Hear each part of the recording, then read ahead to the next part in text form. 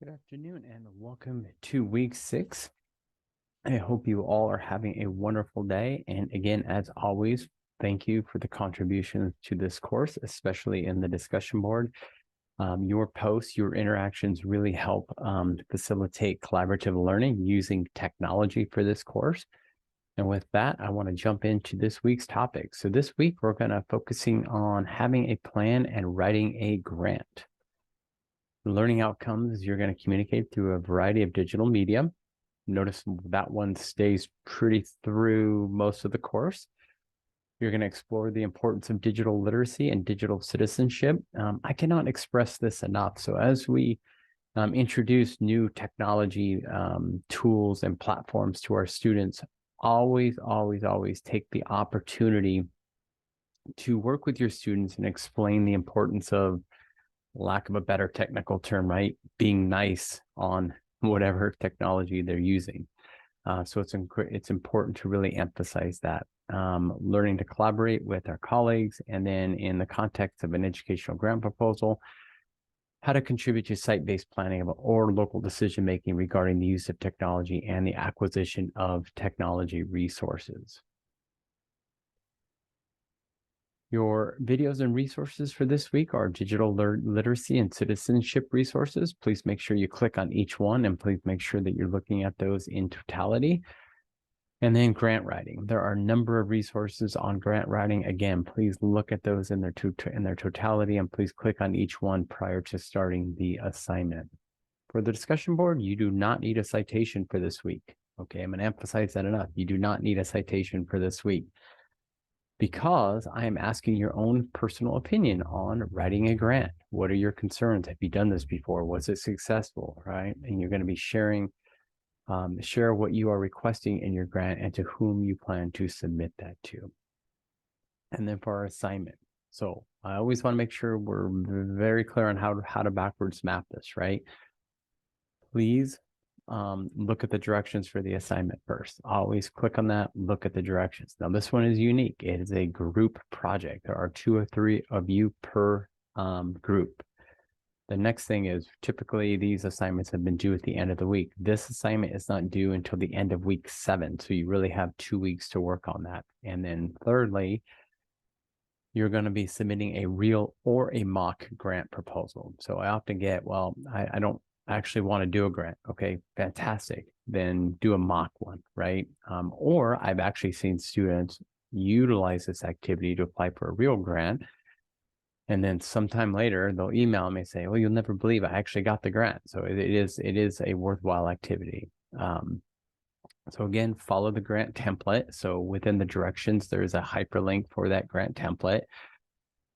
Read the rubric. Again, in the directions, there's a hyperlink for that rubric. And then also within the directions is a hyperlink for a writing tutorial. It's in the directions. And then fourthly, there's a slide deck for grant options. Okay. And then I know it's over here, but I want to reemphasize it. To find your group, on the left-hand side of the on the left-hand side of the Canva, you're going to see people. Click on people, and then within that, it's going to take you to 2 tabs. You're going to click on the groups tab. That will tell you who your group is. Okay. And then the students, you please use the group discussion board when you communicate back and forth. So that helps me understand the level of participation amongst all the group members. Another area of emphasis is, please do not use donors choose for this assignment. So again, real or mock, follow the grant template, read the rubric, listen and watch the writing tutorial and the directions, and then use look at the Google Slides for the grant options. Again, all this is within the directions. It's due on week 7. Please do not use donors choose. And this is how you find your group. Okay. With that, I'm going to close out this week with the Christian message, which is Proverbs 16-3. Commit to the Lord whatever you do, and he will establish your plans. The purpose of strategic planning is to create a set of priorities that enable us to act courageously and responsibly today to advance towards a future with a greater expression in God's work in the world. It is an intentional effort to seek the inspiration and guidance of the Holy Spirit in order to discern the will of God as we move into the future. Two words here: planning and intentional, right? When we look at technology, we always want to make sure that we're looking long-term plans, right? We're looking 2, 3, 4, 5 years down the line, sometimes even further, and we want to be intentional with that. So as we look at our grant, we have to be cognizant of what are we asking for? How are we going to leverage it to enhance and increase student learning? And then long term, what is the replacement cost? Like, how are we going to replace? So if we ask for 25 iPads, how are we going to replace 5 of them if they break in a year? Build that into your grant or work with your site level in terms of that replacement cost, right? So,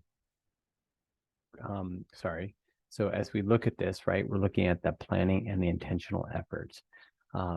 If you do that, you'll usually end up in a pretty good spot. Now, sometimes there's some hiccups in terms of cost increase long-term, but generally speaking, you'll be in a good place with that. So with that, I want to, again, thank you for all the work that you've done in this course.